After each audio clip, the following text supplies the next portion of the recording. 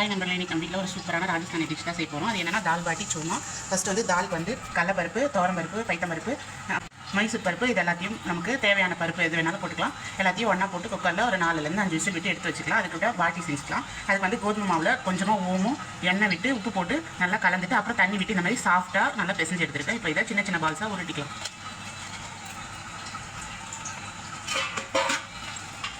இந்த மாதிரி ஒரு ஷேப் சின்ன கொண்டு வந்துடலாம். எல்லாத்தையும் இந்த மாதிரி உருட்டி எடுத்துக்கலாம்.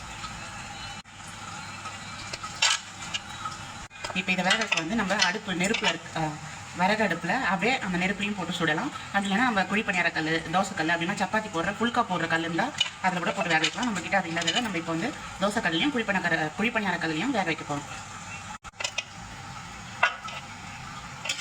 கல் நல்லா காஞ்சிருச்சு, அப்படியே வச்சுக்கலாங்க. கல்லில் லைட்டாக எண்ணெய் தடவி வச்சுருக்கேன். இதை அப்படியே வச்சுக்கலாம்.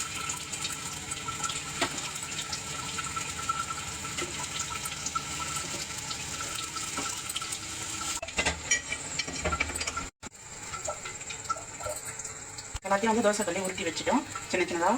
இது வந்து ஒரு பக்கம் நல்லா கோல்டன் கலரில் ஆனதும் இன்னொரு பக்கம் திருப்பிக்கும். இதில் வந்து இப்போ லைட்டாக நெய் இருந்து விட்டால் சூப்பராக இருக்கும்.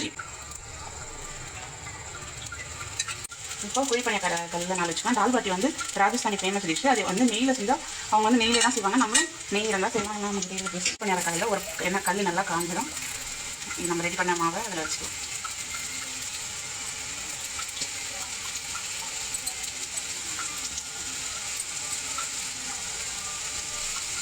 மூடிக்கலாம். இந்த குழிப்பணியார கல்லில் போட்டது ஒரு பக்கம், அந்த குழிப்பணியார கல்லில் போட்டது ஒரு பக்கம் நல்லா சேர்ந்துருச்சு. இன்னொரு பக்கம் திருப்பி விட்டுக்கலாம்.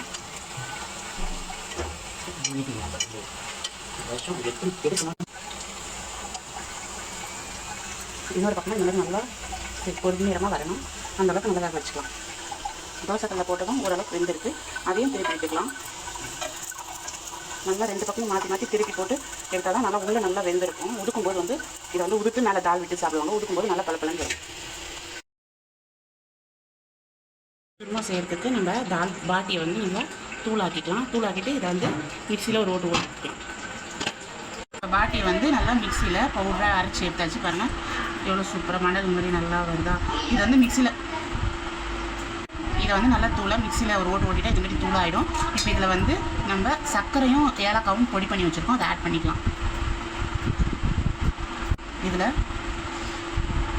நம்ம நறுக்கி வச்சுருக்க பாதாம் சேர்த்துக்கலாம். இதை வந்து நம்ம உருக்கி வச்சுருக்க நெய் வந்து நிறைய சேர்த்தா நல்லாயிருக்கும். நம்ம வந்து இப்போ திட்டமாக சேர்த்துக்கலாம். நெய்யை விட்டு இதெல்லாம் நல்லா மிக்ஸ் பண்ணிக்கலாம். இப்போ இதை வந்து நல்லா மிக்ஸ் பண்ணியாச்சு. சூப்பராக ரெடி ஆகிடுச்சு. இதை வந்து லட்டு மாதிரி பிடிச்சும் வைக்கலாம், அப்படியேவும் உதிரியாகவும் சாப்பிட்லாம். சூப்பரான Soorma ready. Rajasthan famous dish தால் பாட்டி சூர்மா ரெடி. இதில் வந்து ஃப்ளேவர், இதோட டேஸ்ட்டை ஹைலைட் எல்லாமே பார்த்தீங்கன்னா நெய் தான். நெய்யை வந்து நல்லா ஆட் பண்ணும்போது இதோட ஃப்ளேவர் வந்து சூப்பராக இருக்கும். டேஸ்ட்டும் செம்மையாக இருக்குது. நம்மளோட தால் பாட்டி சூர்மா ரெடி.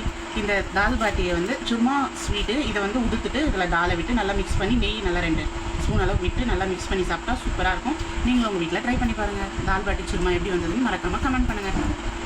இது வந்து நம்ம அடுப்பில் போட்டு இதை வந்து சுட்டு எடுக்கும்போது இன்னும் நல்லா கிறிஸ்பியாக வெந்து சூப்பராக இருக்கும். டேஸ்ட் வந்து சூப்பராக இருக்கும். அடுப்பில் சுட்டு எடுக்கும்போது டேரெக்டாக வந்து நெருப்பில் போட்டு சுட்டு எடுப்பாங்க. இதை உருட்டிட்டு அதோட டேஸ்ட்டு இதை விட சூப்பராக இருக்கும். நீங்கள் ட்ரை பண்ணி பாருங்கள். உங்கள் வீட்டில் அடுப்பு இருந்ததுன்னா ட்ரை பண்ணி பாருங்கள். இந்த மாதிரி புதுசான நார்த் இந்தியன் டிஷ் வேணும்னா நம்ம சேனலை மறக்காமல் சப்ஸ்கிரைப் பண்ணுங்கள். இன்னும் தேவையான ரெசிபிக்கு கமெண்ட் பண்ணுங்கள். உங்கள் ஃப்ரெண்ட்ஸ்க்கும் ஷேர் பண்ணுங்கள். பாய்.